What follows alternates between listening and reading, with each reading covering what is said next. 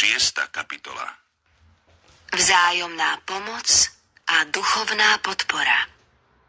Bratia, keby aj niekoho pristihli pri nejakom priestupku, vy, čo ste vedení duchom, napravte ho v duchu miernosti. A každý daj si pozor sám na seba, aby si i ty nebol pokúšaný. Neste si navzájom bremená a tak naplníte Kristov zákon. Lebo ak si niekto myslí, že je niečím a nie je ničím, sám seba klame. Nech každý skúma svoje konanie a tak sa bude mať čím chváliť sám pred sebou, ale nie pred iným. Lebo každý bude niesť svoje bremeno. Kto je vyučovaný v slove, nech sa rozdelí o všetko, čo má s tým, kto ho vyučuje. Nemýlte sa. Boh sa nedá vysmievať, lebo čo človek rozsieva, bude aj žať. Pretože kto rozsieva pre svoje telo, z tela bude žať porušenie.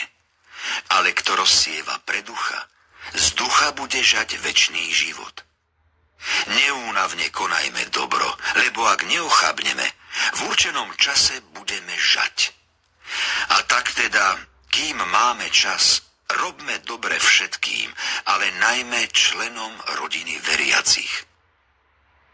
Záverečné napomenutia a požehnania.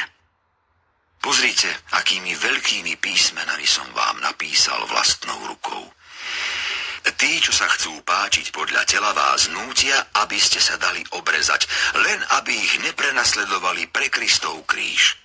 Veď ani sami obrezaní nezachovávajú zákon, ale chcú, aby ste sa dali obrezať a aby sa oni mohli vychvaľovať vaším telom. No ja sa v žiadnom prípade nechcem chváliť ničím, iba krížom nášho Pána Ježiša Krista, prostredníctvom ktorého je pre mňa svet ukrižovaný a ja pre svet. Lebo nezáleží ani na obriezke, ani na neobriezke, ale na novom stvorení. A nad všetkými, čo budú podľa toho konať, pokoj a milosrdenstvo, aj nad Božím Izraelom.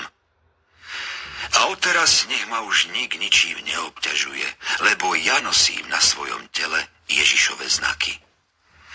Milosť nášho Pána Ježiša Krista nech je s vaším duchom, bratia.